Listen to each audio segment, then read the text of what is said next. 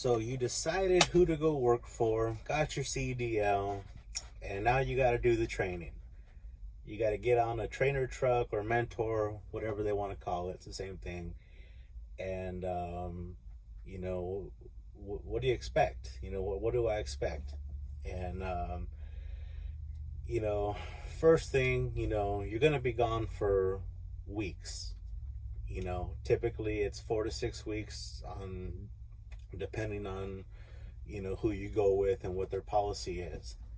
And again, I no longer work for Werner, but I do really recommend going with them and doing your training with them. And they really, they're geared to make you, the trainee, the new person or new driver in this business, comfortable and succeed, because they do want you to succeed and hopefully drive for them and continue to drive for them.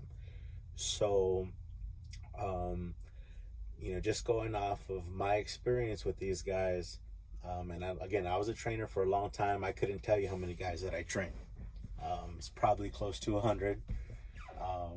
Just counting all the numbers on my phone, it's probably somewhere in there. And over a period of about 5 years.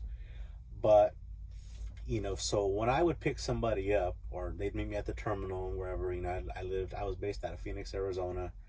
And first things first, I'd call them on the phone. Hey, you were assigned to me, meet me at this time, blah blah blah. Okay, cool. When I would meet this guy or whoever it was, I'd tell him, hey, shake his hand. Hey, nice to meet you, whatever, help him get his stuff on the truck, and then just go over the details. They got to get you logged in the system, so your logs are all updated and things like that. And the trainer should give you some information. And by information, I mean, he's got a fleet manager. He's got or a driver manager, whatever they call it, terminology varies company to company. But I always used to give that number out right away and say, hey, you know what, if you have any problems during your training and I can't fix them, or I can't handle it, or maybe it's with me, maybe the problem's with me, you call this number, this guy will help you out, and just tell him who you are, he'll help you out. If he can resolve the issue over the phone, perfect. If it's a situation where they got to get you off the truck, then so be it. Hey, no hard feelings. We weren't, we just didn't work out. And it happens. I've only ever tossed 3 guys, 3 or 4 guys off the truck. One of them, it was more of a safety issue, I guess. He just was kind of weird and whatever. The other 2 guys, one of them, he just didn't take criticism well, and I never yelled or anything like that, or but anyways, that's not the point. So they should be giving you this information. If they don't want to give you numbers like that, those are red flags. They don't want to let you use the system, send messages, what you should be doing, because you're in training. That's the whole purpose of you going out with a mentor or a trainer. Those are just the basic things when you first get on the truck. Your first day of, where am I sleeping? Most of the time, you're going to be sleeping on the top bunk.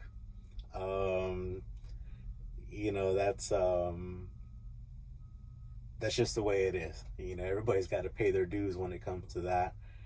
It's kind of rocky up there, whatever, but that's the way it is. So more than likely you're going to be sleeping on the top bunk. They should have at least 1 cabinet space out for your stuff. Bring a sleeping bag. That's what I recommend, because that's the easiest, instead of carrying all these blankets and stuff like that.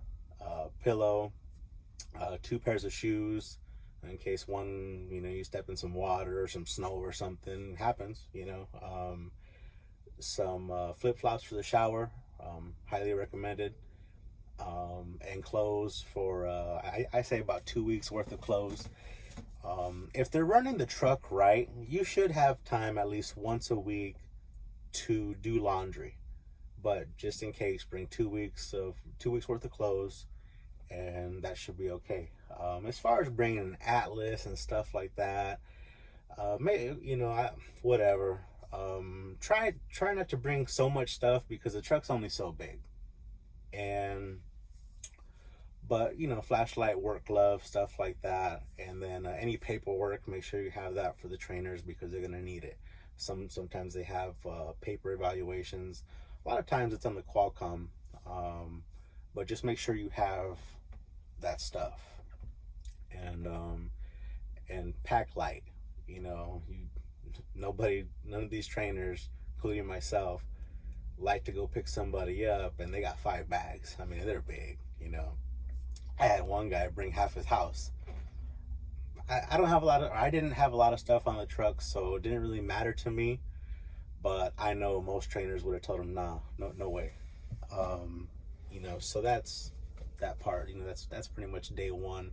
You're getting to know the trainers, getting to know you.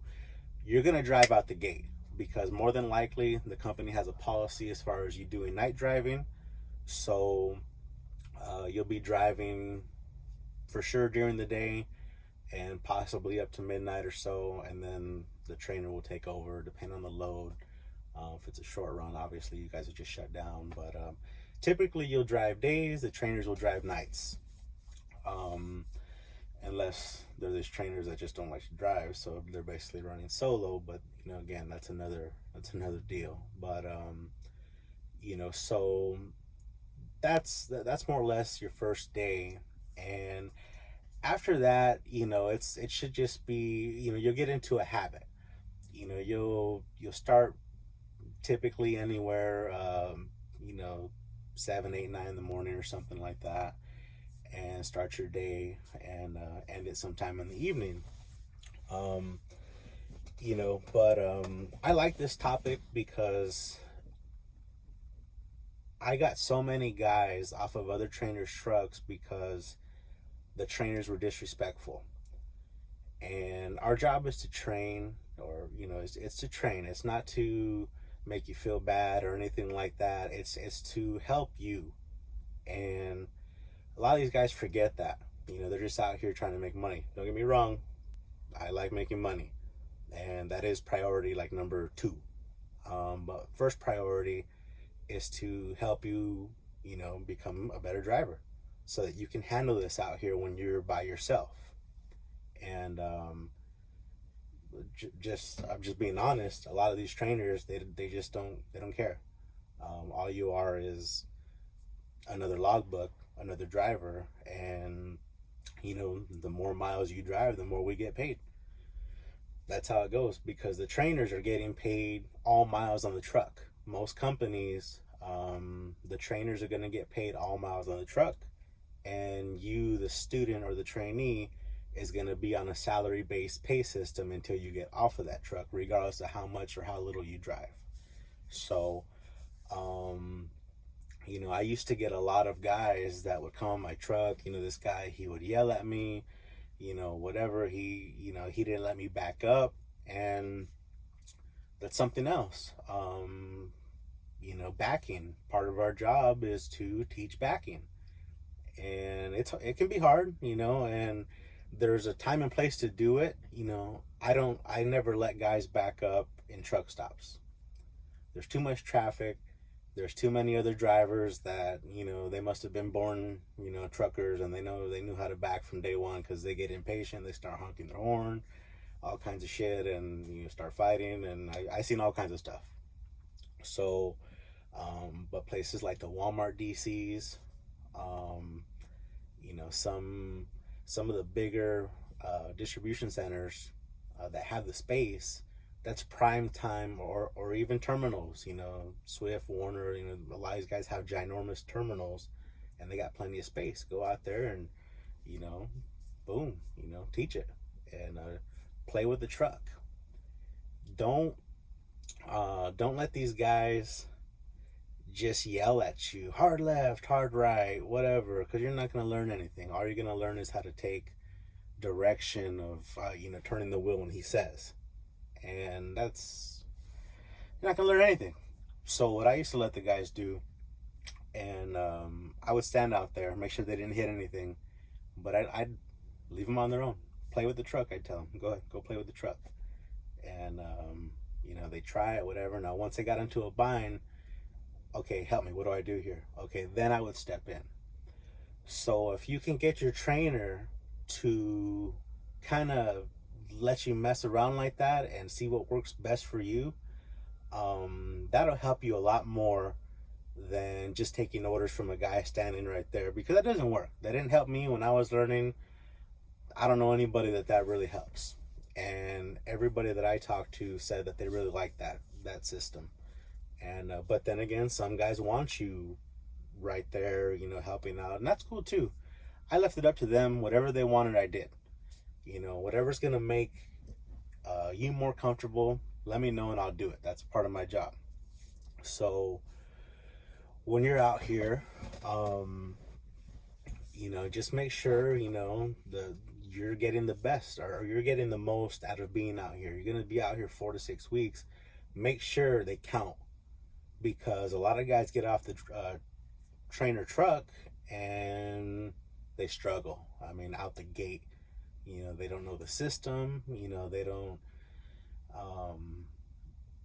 It's just, it all hits them at once, and now they got to worry about backing up and all this other stuff. And so if you get into the system and it's the same thing every day, you should be able to take that off the truck and go on your own, because the system doesn't change. You pick up from places the same way, and you drop off the same way pretty much. And it's repetitive. It's over and over again. And so that shouldn't be an issue. I'll do a separate video on trip planning, but that's another thing that it's important, but it's not as hard as these guys make it out to be. So just make sure you're getting the most out of this training. And again, if you're not, get somebody on the phone and say, hey, this is not working out, I need somebody else. Boom, whatever. And at the end of your training, sometimes the mentors will do the evaluation, or sometimes the terminals will do what they got to do. It's just company to company, policy is different. At Werner, the trainer could give you the test. Congratulations, you passed, send you on your way, you go to the office, all that stuff, issue you a truck, they give you the packet that has all your fleet manager, the manager, all this other stuff. Call them, hey, I'm ready to roll. You're a truck driver now, you're on your own. But so many guys quit because of their experience in training, and it's really unfortunate. So that's why I wanted to touch on this subject, is because it doesn't have to be a bad situation, a bad experience. If you've got a decent trainer, you can learn a lot. But if you got one of these guys that just don't give a shit, and there's a lot of them, I'd say that's most of them, to be honest with you. Get on somebody else's truck, call and say, hey, whatever. Showers, really quick, because this is a big one. I always forget, not forget, but people ask me all the time. Get them when you can, or take them when you can, but realistically, 2 to 3 days, you kind of go in between. And the trainer provides the showers, at least at Werner. Again, this is all my information is going to be off of Werner, so just sorry if it's incorrect. When you fill up at the truck stops, for every 50-60 gallons, again, and that's different too, from certain truck stops it's 50 gallons, other truck stops it's 60 gallons, you get a free shower. It's one, but you go in there and tell them, hey, I need a team shower, and they give you 2 showers. It's your own separate little bathroom. You got a sink, toilet, shower. They provide the towels, all that good stuff. But realistically, 2 to 3 days is probably as often as you're gonna shower. You might get lucky and this guy wants to shower every day. Cool, you lucked out. Good for you. But that's really it as far as the training. Just make sure it's and this video got kind of long, but there is a lot of stuff to go over regarding the training, and just so many people quit because it's a bad experience. And but one more thing is, you know, a lot of people have wives and girlfriends, stuff like that, when they come out here. Make sure that they can handle it, because that's a big reason that guys quit. The wives and girlfriends calling them all the time, when you're gonna come home, your kid's acting up, all this other stuff. And but at the same time, make sure you can handle it, because when she don't answer the phone on a Saturday night, and you're one of these guys who, whatever, it can be different. It can be difficult. But, to each their own.